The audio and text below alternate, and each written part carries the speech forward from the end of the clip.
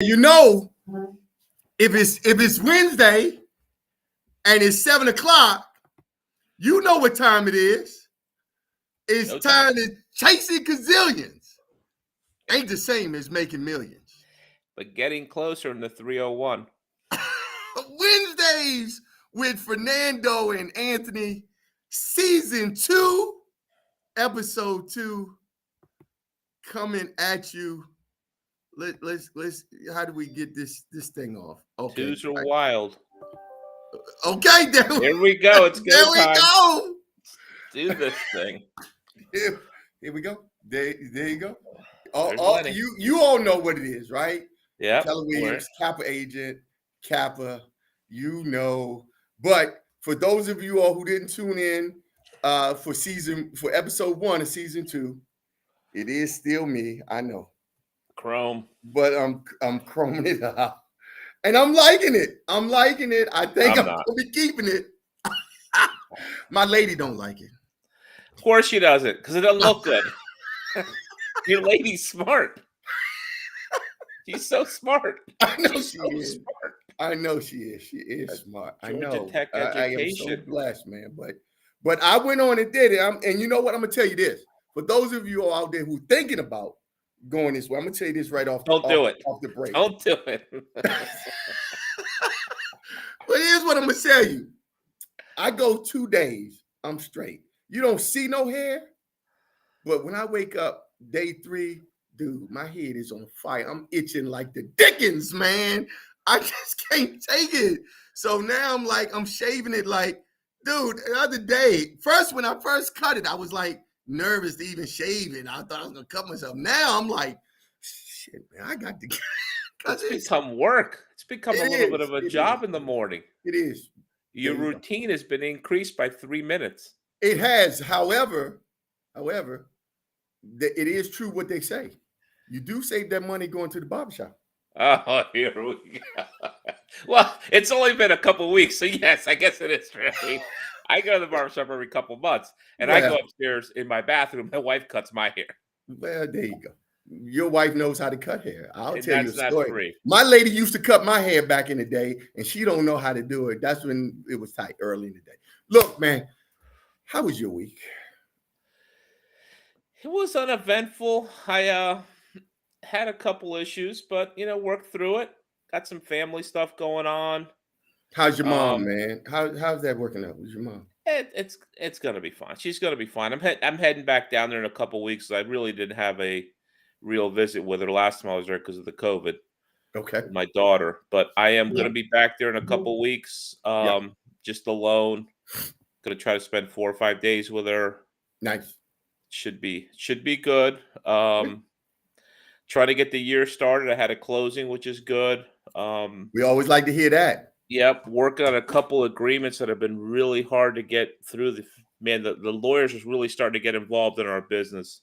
Okay, don't talk bad about lawyers because we got a lawyer coming on the show today. I know, but on the front end, they're starting to get involved in our listing agreements. It's really, I get it, man. They want everything to be legally right. I'm doing a note sale in New Jersey that we're just trying to do things the right way. And the client's like, we already signed this agreement. I said, I know we did, but it wasn't signed properly. The language in the agreement wasn't right. So I had to go back and get a re-sign. By the way, the toughest thing in the business, getting that second signature on the same document with changes. As you know, Anthony, it is nothing tougher than that. Because they're wondering, well, what happened? What happened? Now I had remorse in the first. I wasn't even sure I was going to sign it the first time. I didn't want, First time, I really didn't want to sign it. I signed it because I like you. Now I don't like you. You want me to sign it again? I don't think so. Because my suspicions were you didn't know what you was doing in the first place. Now you've proven it. Yes, so it's a problem. It's my first note sale. And the agreement had to be done through Hilco Corporate Finance, not just through Hilco Real Estate, because they're our governing body, and they're also our licensed unit that you have to be licensed when you sell a note because it's considered a security. So there's a lot of moving parts, and they're like, we have to be part of the agreement. So I had to add all their language. Oh, that was a big. beep, beep, I beep, know, I beep. know, I know. They backed It's up, a and tough one. now I It's a can't tough get one. them to sign it. I've tried everything. I Oh, told them you can't get them to sign it. I can't. Oh, they won't sign it now. I mean, they're like, "Why do we have to add this language? You've already agreed to it." And I'm like, "I know. We're just trying to do things right, the legal way, the right way." And they're like, "We like the old agreement." They like the old agreement because they had so many outs in it. This agreement, Oh, they've tightened it up, and it is the hardest thing you do in any kind of sales, but in real estate, you get an agreement signed, and then you got to bring it back with changes, so you got to sign it again. It's difficult. it's I'm tough. doing the best job I It's can to get it signed, but tough. been a problem. So I've been working on it Me for the too. last couple of weeks. I know. I know. Well, that's So, good though. You're doing some business. I got some business in this week. yeah, of course you did. You always did. Bowling's working, right? Bowling's always working when he's You not know, shaving that hair. that's right, man. So what's going on with you? What happened? Well, so I have a new listing, some retail space coming to market at 1004 Florida Avenue, 2,300 square feet of first floor retail space and lower level space, right at the corner of Florida and West Virginia Avenue. I have no idea why I always go into my radio voice when I start talking about my I listing. know. I What the can't hell help was it. It's that? like it's Sounded like like the a dude is like robot. always on. I think it's because our guest, Aimee Griffin, is a woman and a beautiful one at that. And I just can't help myself, man. I think that's what it is. But anyway, the listing is great space at the corner of West Virginia and Florida Avenue, right at the entrance to Gallaudet University. This is going to be some great space. I think it'll work great for salon and pet grooming. There's a lot of people walking their dogs around here. It's a good I'm going sign. to have it open this weekend, Saturday, 10-1, before I go to my Kappa Alpha Psi fraternity meeting on Saturday. Oh, still pimping the fraternity. Lovely. Lovely. And I picked up a beautiful new home that's coming to market. I'm going to be bringing to market too here in the Bowie community. A beautiful 4-bedroom, 3.5 bath home on a full basement. Oh, man. On a cul-de-sac at 10602 Terrapin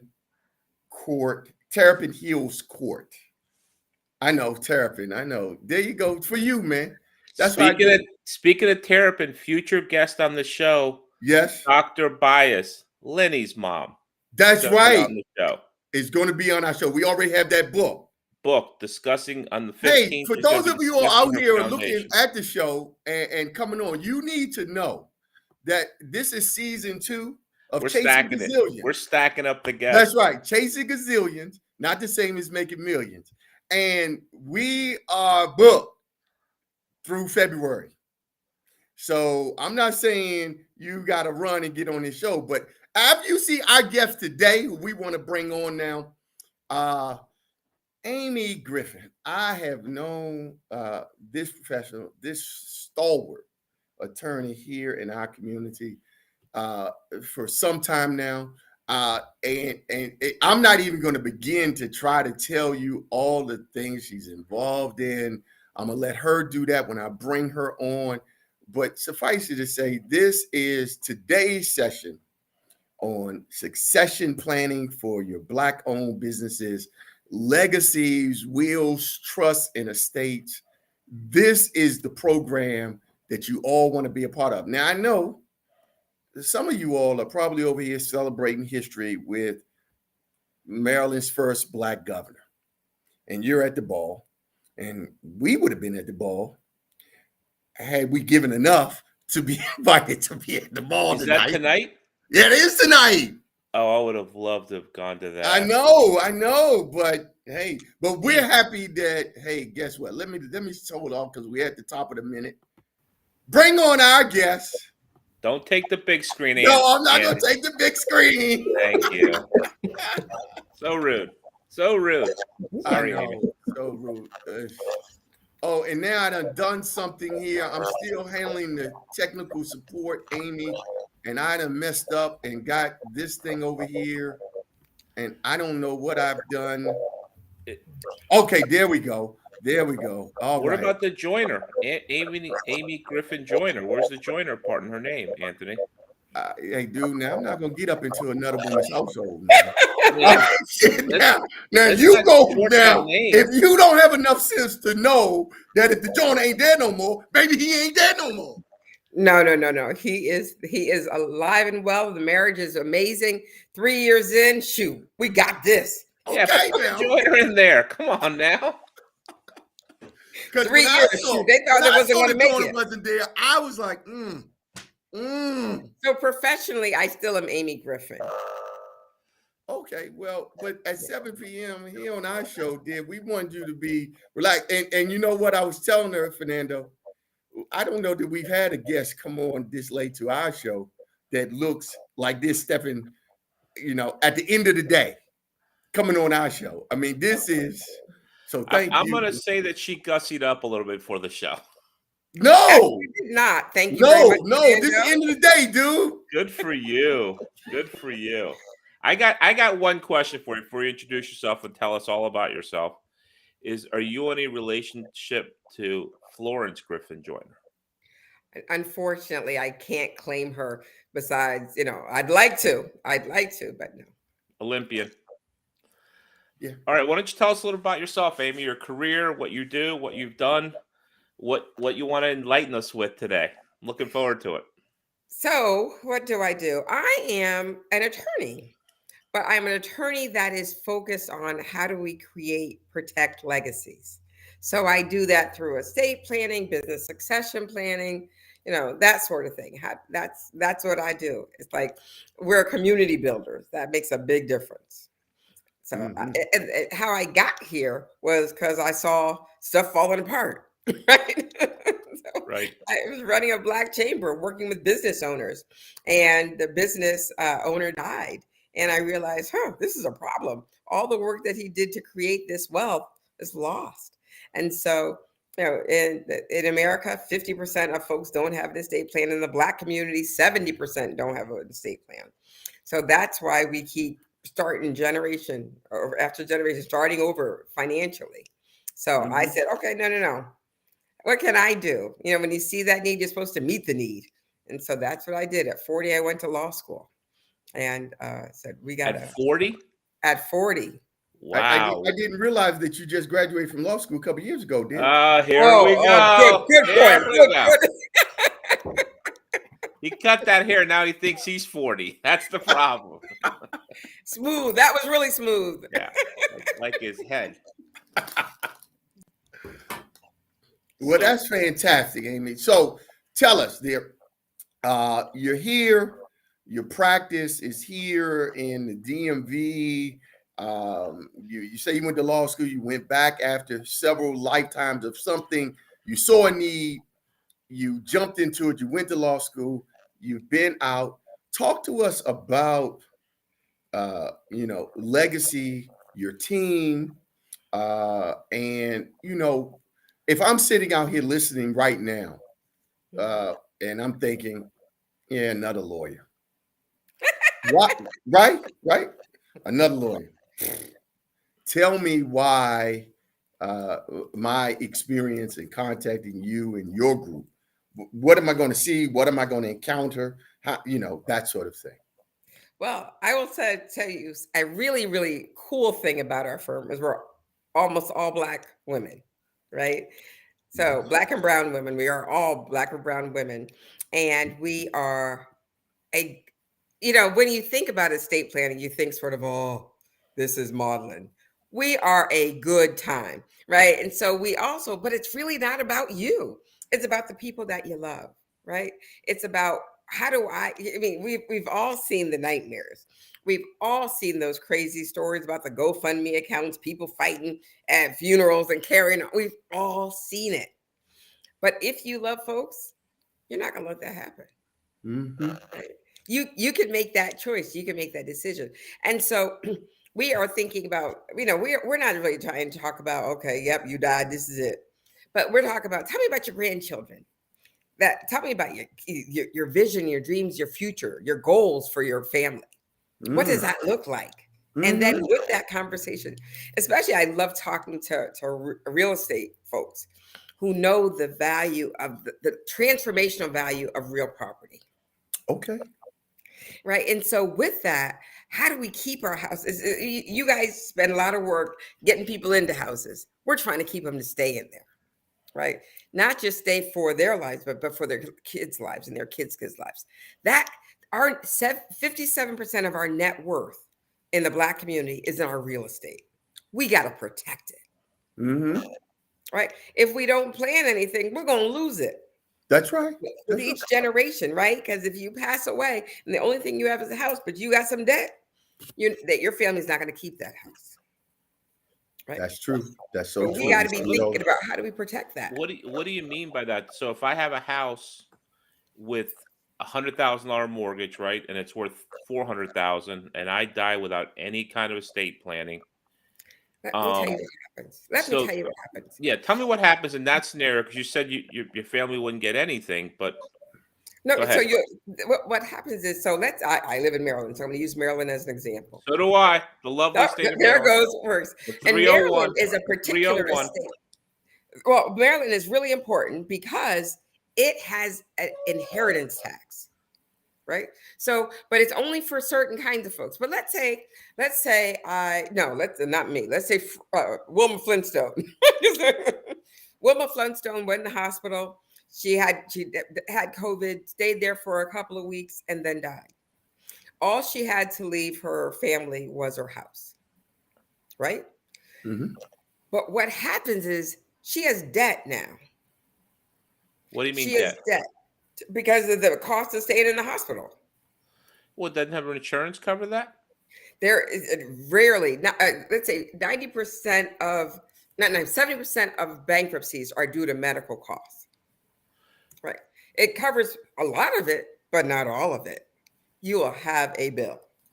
Then when the first thing that happens when if you have a will or if you don't have a will, if you go through probate, what will happen is they'll say, Wilma died. They'll put a notice in the paper.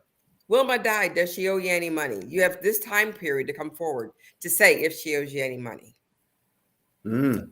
So the hospital says, yep, she owes us $527,000 or $100,000. In order to get anything, you have to satisfy those creditors first. I'm not even talking about American Express and all those other things that may come forward. But those creditors need to be satisfied before you can transfer the other assets. Mm.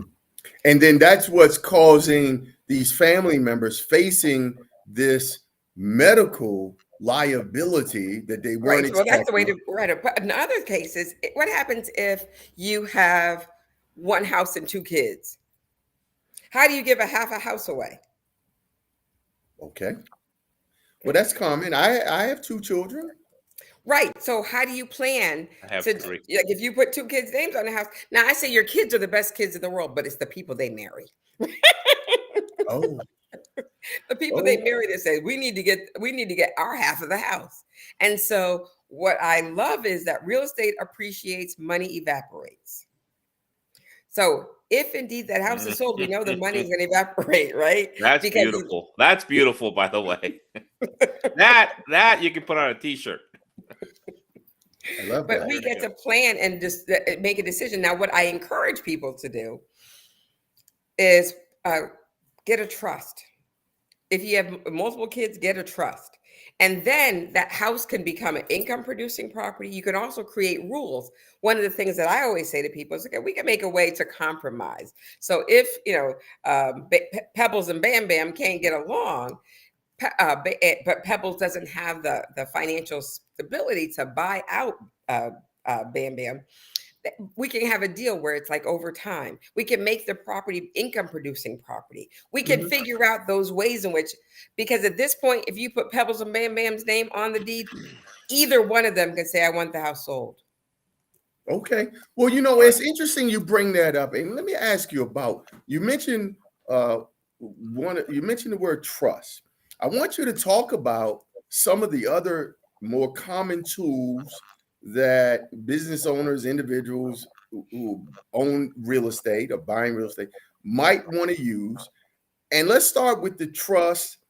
And can my client who purchased the home or property, she has a mortgage on it with a particular lender, and now she's heard this program today. She wants to put the property into a trust.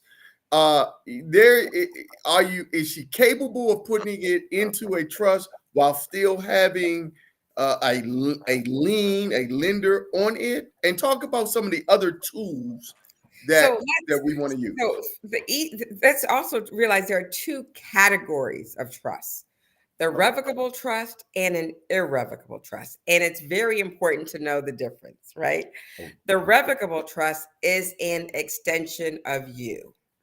The great thing about it is it creates a rule book. Both trusts create rule books, right? You get to create the rules under what happens to your stuff. But if we are thoughtful about, let's say, like, we can say all sorts of things about it, but let's just say basically, you ain't selling this house, right? But let's say you have a mortgage. If it's a revocable trust, a revocable trust, that's absolutely fine. You can put that, you can maintain your homestead exemption, all of those things when it's in a revocable trust, right? And so we encourage people to make sure that the homeowner's insurance knows that the title has been changed to the trust, but there's no, and the mortgage company to know, but there is no way that they can call the loan or anything like that. Right? Is the trust not a new entity, and that's a transference of the property from you to the trust? The revocable trust is an extension of you. Nice. I like that. It uses your social security number as an identifier. So it's an extension of you. Good. Okay, Right. now getting back to the There's no recordation and transfer tax, nothing like that. Okay. Getting back to the Wilma scenario. Wilma. So if she had a trust or a will in place, what would that scene look like afterwards? After Wilma died, poor Wilma died of COVID. I'm a big fan of the Flintstones too, by the way. Big fan. So the big determinant is avoiding probate. Right? Because when you go through the probate process, those are the things that give the creditors access. So if you only have $47.50 going through probate, and I have a $100,000 bill, that bill goes right in the coffin with Wilma, because there's nothing to satisfy it. They can only tap into those things that are available through probate. So you're saying we want to try to avoid probate? Yeah. Oh, absolutely. That is the number one goal. The probate is, I think, one of the best governmental scams we got going. Right. Really? Oh, absolutely. Because the more you have to go through probate, the more you pay in court fees. Right. So the more I leave to my folks through the probate process, the more I pay. But if we can avoid probate, there ain't no court fees. So if you have a will, yeah, then you don't have to do a probate, right? Is what you're saying? Absolutely not. That's exactly so the creditors are not alarmed that Wilma she's saying has that's died of opposite. COVID. Like, Fernando, one question at a time. Right. Ask the question, get the answer. She's saying that's not correct what you just said. No. The will directs the probate process. Right? You can take the will to the court and they will still direct it. All of those things that you listed, I mean, it's great to have a will because it tells you what all the assets are, but it directs the probate process. A trust avoids probate. Okay. So if you have a will, Wilma has a will. Wilma transitions and is deceased. Bam Bam comes in. He goes in the closet, wherever. He gets the will. He says, wow, Mama had a will, and here are her instructions on what she wanted done with her stuff. And then Pebble says, hey, let's take it to probate. And Bam Bam says, no, with a will, I don't have to go to probate. And you're saying that's not correct. Right. So this is the thing that even though that, we watch TV all the time, you hear the reading of the will, right? And you see the reading of the will, and it leads you to believe that that's all I need to do is have a lawyer read it, and then I'm good. Nope. It's just TV. That's just good TV, because the probate process takes way too long for a season to happen for TV. And so while we are there are let me just also point out, there are other ways to avoid probate for a house. Okay. And in Maryland, there's a thing called a life estate deed, where it's a deed that says I'm keeping this house during my lifetime, but when I die, it transfers to Bam Bam, and that also avoids probate. Oh, okay. And inheritance tax. And so the inheritance tax, it avoids inheritance tax too. But what is the key with Maryland and inheritance is the relationship.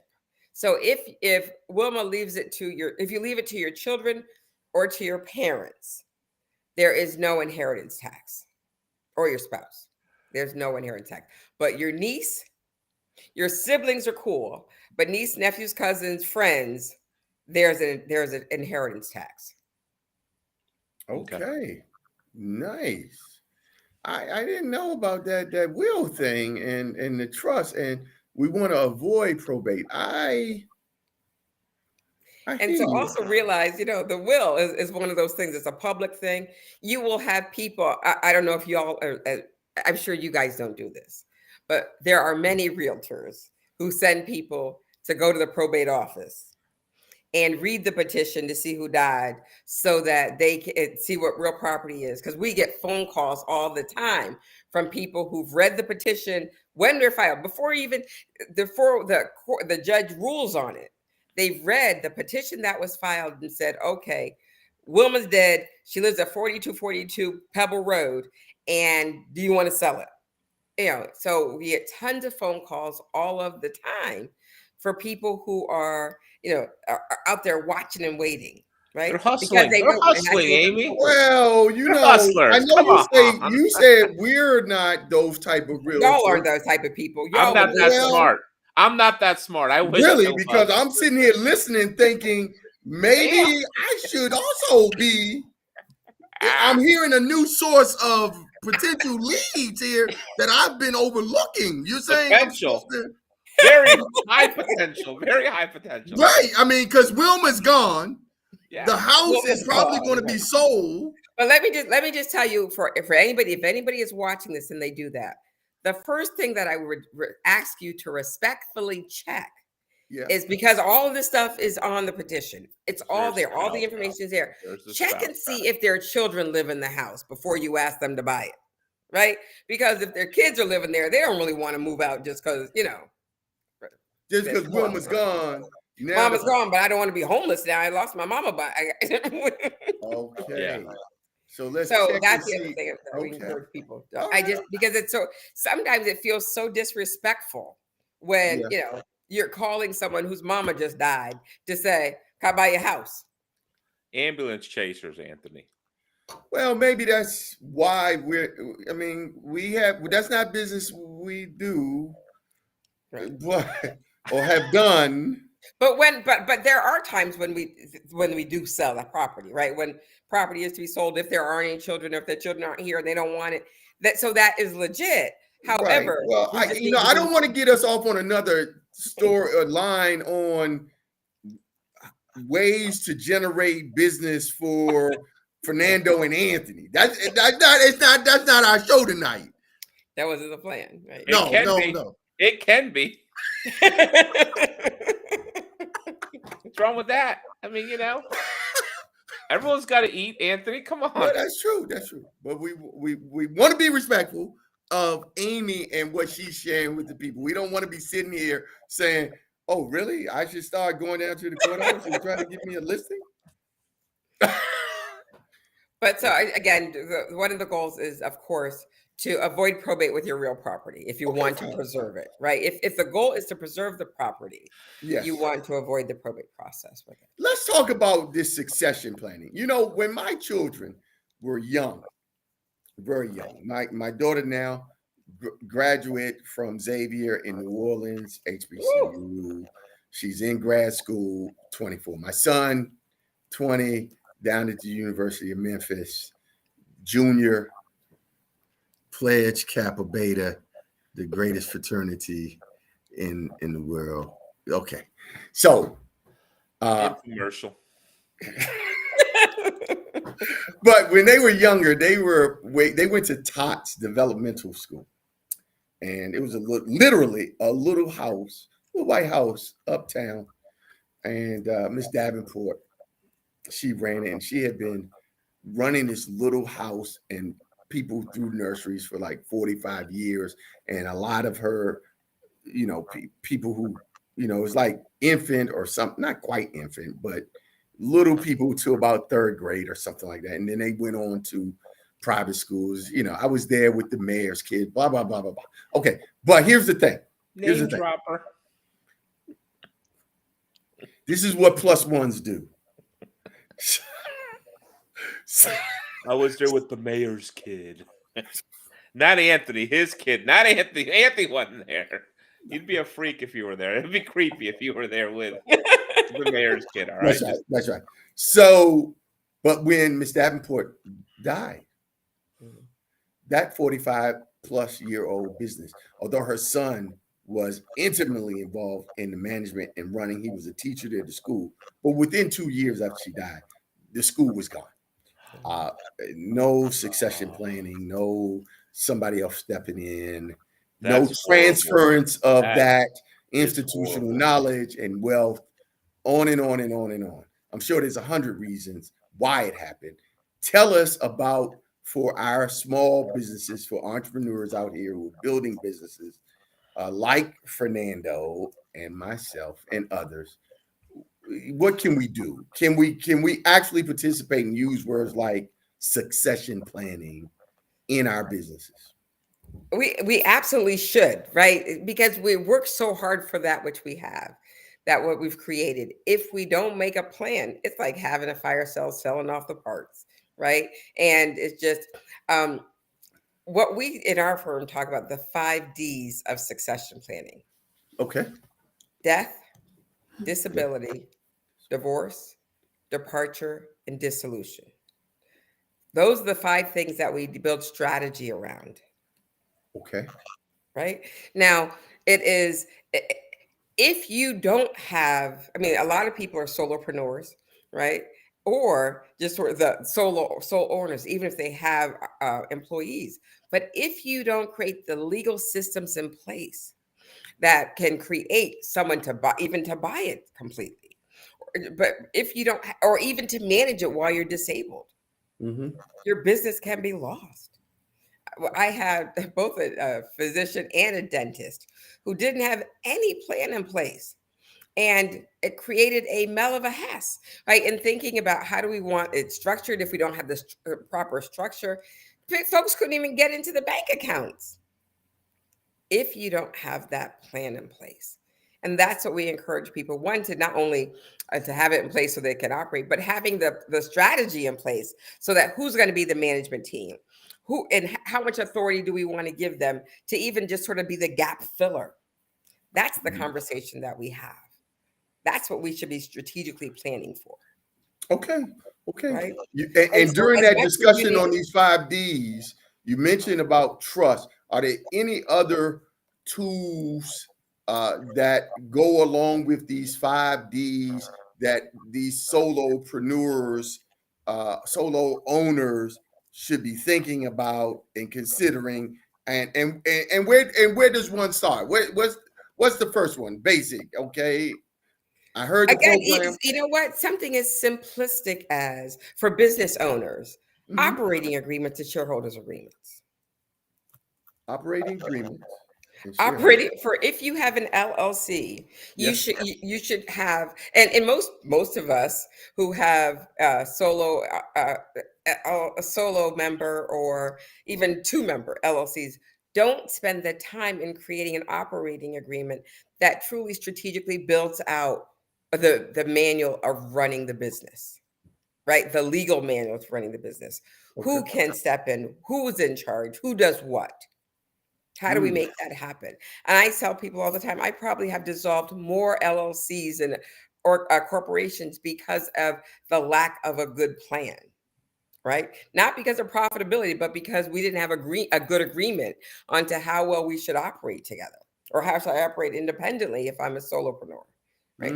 We need to be thinking about how do we strategically interface, because if we're clear with it, if we're able to manage it out, we're able to build much for the future. And so I say to people all the time, it's best to talk before there's a whole lot of money or before a whole lot of money is lost, because those are the times when you don't really want to talk a whole lot. Right. I mean, are you like what? You should be busy as hell, obviously, from everything you're telling us, and hopefully you are. So, what is the reason why people wouldn't do what you're asking them to do? Because it all seems to make logical sense, especially with people with any middle class or above, even lower middle class could use your services. What is is it cost? Is it expensive to do everything you're asking to do? Is that why people don't do it? I don't know what would stop somebody from doing What's it. the barrier? Yeah, The barrier is people don't want to think about dying. possibility of not being here, Yeah. right? I Because noticed you avoid the people don't word even know the death. cost. You What? you try to shy away from the word death. I I've said heard it. it here this evening. You I stay said it. away from it. Is that what it is? People don't like saying mama's gonna die, and that's just a fear, a phobia, or something. So now you know what? It's people don't want to talk about the fact that they're not going to live forever. They don't want to talk about the fact that they're getting sick, going to be sick, right? Or any of those things. They always want to think about life is going to be perfect, and so we're people procrastinate around those things that they don't want to do. Right. And we're all busy. So therefore, it's easiest to put those things in front of us that are the easiest to avoid. Right. We put on that things to do list. You don't put, if you, for those folks who clean toilets, clean their house, they're going to put the hard stuff last. Right. We'll do the fun stuff first. And so because we always have stuff to do. I mean, more often than not, people will say, oh, yes, I had a 90-year-old woman, I swear to you, say to me, I'm going to wait. She was 90. I wanted to say, what you waiting for? But I didn't. Okay, this 90-year-old woman, and that's great. This is a great segue to hear about some of the horror stories. Let's start with this 90-year-old woman. She finds herself in your office, however she's gotten there, and you're talking to her about planning for when you're not going to be here between now and the next 10 years. Well, so the thing is, it's like what I say to people all the time is estate plans don't have an expiration time, right? So it's not like, wait, let me ask you guys a question. Do you have your estate plan done, Anthony? I do. I have will healthcare directive. Yeah, and power of attorney. That's not enough. That's not enough. Fernando, do you have your estate plan done? Nothing. Those aren't enough. Those 3 aren't enough. Why not, Fernando? Never thought about it. Never. I'm very superstitious. Thinking if I do it, I'm going to die. Really? But you know what? You're not the first time I've heard that. But I am going to contact you and I am going to do it because I see the value in it, right? Because I don't want it just to go into the abyss. I have 3 kids. If me and my wife tragically were to die together in a car accident, which happens all the time, I wouldn't want them to be scratching to figure out what they're going to do with our stuff. So, right. I'm going to be, is it expensive to do what you do? I mean, I don't know. Well, I mean, there's a continuum, right? So it's like depending on what you get, right? But what I think is the interesting part about this is, I mean, I think you guys are regular people, right? Normal people who have money. So it's not. Well, I don't know about to have the money part, but okay. I like regular, normal. I have a little bit. Right, I mean, but so it's but you just got finished saying, Fernando, like I got Who nothing. wouldn't do it? But you guys are, when I said regular, typical people who are smart, who are living in the world. And so therefore, Yeah, you are the example. Now, the reality is Anthony has the plan that I say to people who are in high school, at college, right? That don't really have a lot of assets, don't have kids. No, that's the base 3 that I say that you should have when you're 18. No, man. She said in high school, dude. Rookie move. You're a freshman. So when you're 18, you should have those 3 things. When you're 18, when you graduate from high school, that's what you need. Before you go to college, that's what your kids should have. And the reason why, it's because, we're adults. It doesn't do a whole lot of managing stuff. It doesn't do a whole lot of planning. It doesn't think about legacy building. It doesn't think about how do we create and build. It just talks about how we just going to, get through. That's why I say it should be for people who don't have a lot of thinking to do about it, right? Just divide it equally between my kids. That's not how you plan. I did give it some thought, and I'll just be frank with you. My kids ain't getting jack. Wow, that's cold.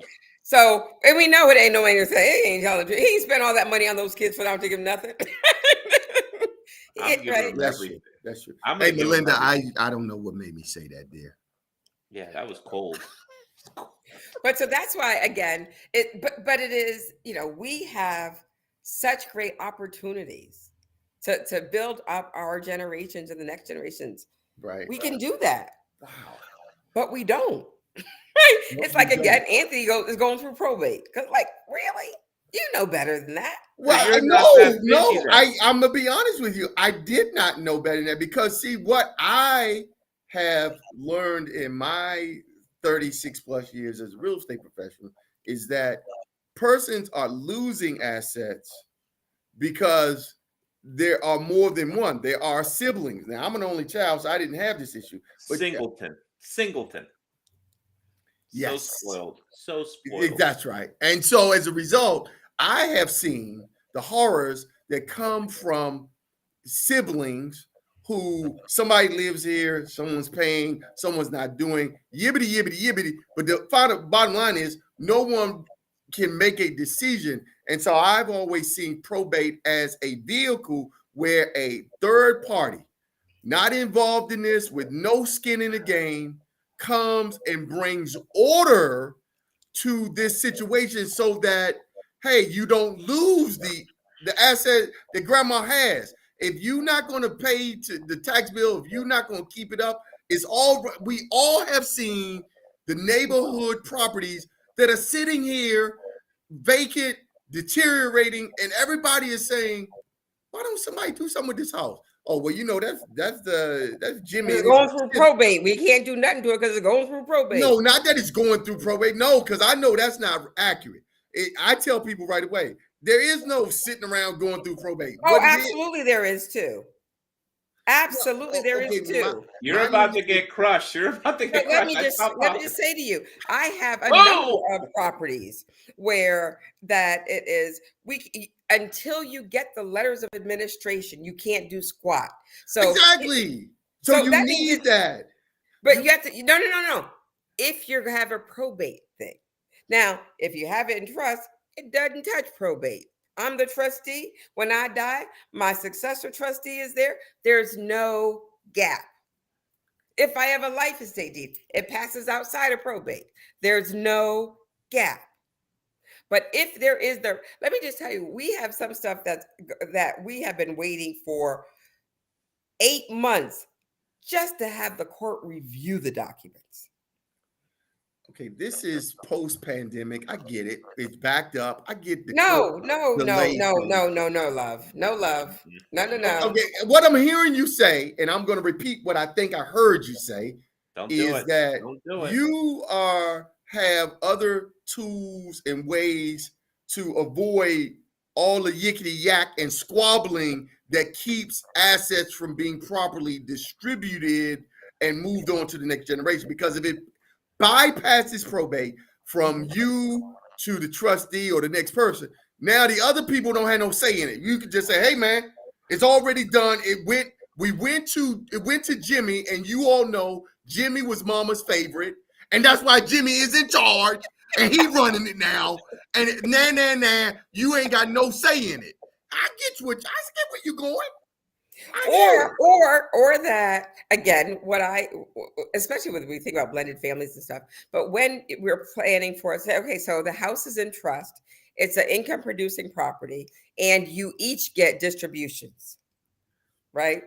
Right. Or let Jimmy live in, but he's got to pay 3%. I mean, 3/4 of what the rent is, what the fair market rent would be. He ain't. Then he gets out because it's in the trust. Right. But you can't get him out because nobody's gonna get him out. Not only can you get him out, Water. You get him out. Water. No. No.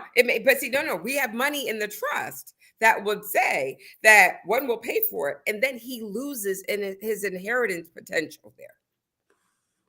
We get to incentivize all of those things as well as penalize. Yeah, but Wilma, Amy's cold. Wilma is not going to do that to her baby. No, but this is the thing. Wilma wouldn't do it, but the lawyer Aimee says, "Let me tell you something, Wilma.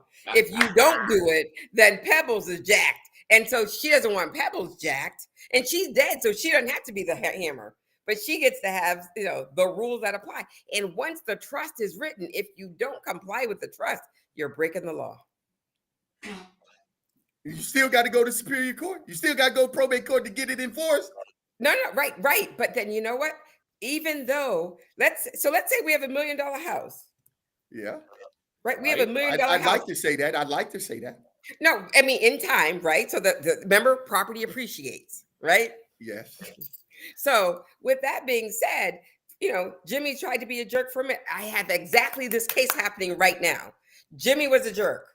We're in court getting him out, and we're charging him rent. So when his piece goes out, his inheritance gets diminished with each month.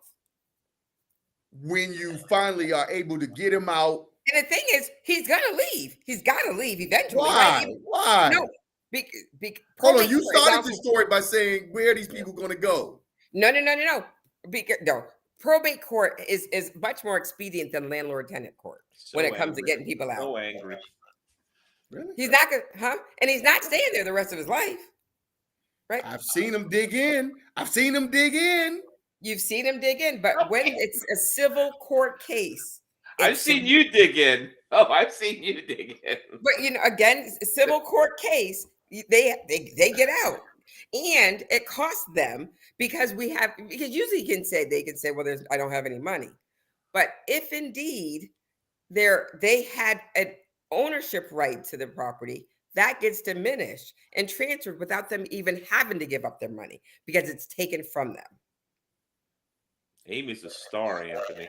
This is who you want fighting for you when you're dead. Right there. No, the goal is to make it so we're not fighting in the end, right? Yeah. We put all those triggers in place ahead of time so that people are still going to fight, though, don't you think? People are still going to be like, oh, I didn't know that. I didn't know that. But see, this is what you don't know. It doesn't matter. But wait, ignorance is no defense of the law. Right. You may not know, but it costs you a lot. It will keep costing you that. You could say, I don't need to, didn't know I had to pay taxes. Doesn't mean the interest don't keep racking up. Right. Aimee, we are having such a great time with you. I see we're coming up on the top of the hour. You don't know. This is a 30-minute show, and we already towards the top of the hour with you. So here's what I know. I went to your website. I tried the Dickens to find a number to call you, but your new fancy website.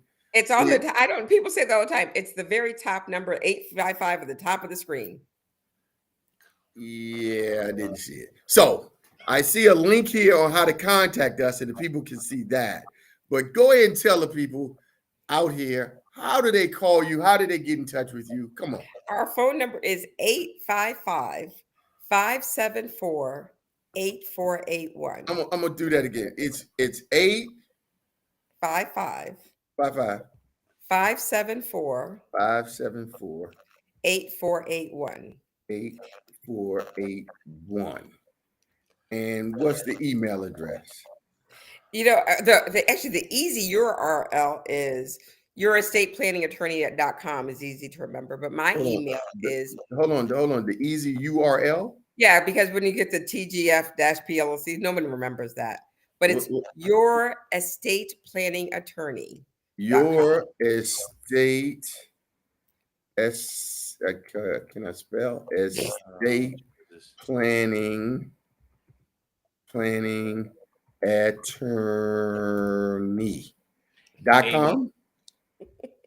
Aimee, .com? Is that right? .com? hey, Aimee, are all the other ladies that work with you, because I was just on your website, are they like bulldogs like you? They mean and We are cut from the strong? same cloth. I mean, some of them are a little nicer than me, but I don't let them stay that way. Okay, how's that? Did I get that right? Is that the You got right that number? right. Is that it? That's it. Okay, wonderful. Everybody, this is Aimee Griffin with Legacy Unbelievable. Counselors. It's a Black-owned and women-owned law firm that's doing estate planning, estate administration, business planning, elder service, faith. They So our provide core values are faith, excellence, relationship, service. There you go. Their core values are faith, excellence, relationships, and service, trustworthiness. She is all of that. She embodies it. Her people that she has brought on to this all women's only. I mean, you know what? Anytime you can be in the presence of women only, Here we you are. go. Here we go. I'm just saying, you just want to come by for women only. When is there anything bad comes out of women only? That haircut, that's what came out of that. And she is here, everybody, ladies and gentlemen. There's her number again. They are, hold on. I bet you who it is. Come on. Let's see. There he is, everybody. Aimee, I'm sorry. I know you're wondering what's going on. It's Virginia Bushcrafter, our number one fan. I'm so glad I saw this episode. Look at that. Look at that. That's the Virginia Bushcrafter. It's worth $1 million class lesson. Excellent. Aimee, the Virginia Bushcrafter is our number one fan. He came from the first episode, all 40 episodes in season 1. Wow. And you know what? I don't even think about it. The guy is right there. He's out there in the bushes, watching this program. Tonight he's in his house, Aimee. All right, don't let. See, it's Wi-Fi, right? But let me just say, one of the best shows we've ever had. It was really informative. Really informative. Strong. Excellent. Yeah. Excellent. Yeah. Excellent. Yes, indeed. So, Aimee, as we approach the closing minutes and all, share with the people. We try to give you the last word. You don't get the last word because I get the last word, but close to the last word. We say that. That's what they teach us to say in the game, in the TV game. You can have the last word, and then they go on and keep running their mouth. So, can you give it a rest, Anthony? Let her talk. Come on, dear. Take us home. So what I want to say to folks is we really need to be about thinking beyond ourselves, right? The discomfort of having the conversations that may seem like a hard conversation for the people that we love, the people that we care about. I would say it's not just about our children, our children's children. And it's not just about our biological children, but it's about our community children, our spiritual children, the people that we don't even know, but that will we impact. Let's be thoughtful about building for tomorrow, today. Do you include the family in this planning when you're doing it so they know what's going on? So I would say that, and many times we do, there are many people, like I'm having family meetings on Monday with a number of families that, that's coming together, business owners typically, but it is like, because I'm one of those people who's like, this is how it is, this is going to be. But many people are much nicer and want to say, this is how I'd like it to be. What do you think? How do you feel? But it's all about empowering people, especially when we're making those plans that go for multiple generations. Because I think that those are the best plans, that have multiple generations included. Right. So you could bring your kids in, man. You could bring your lady into the conversation. right? Stop dragging your knuckles, man. Have your family be a part of the future planning.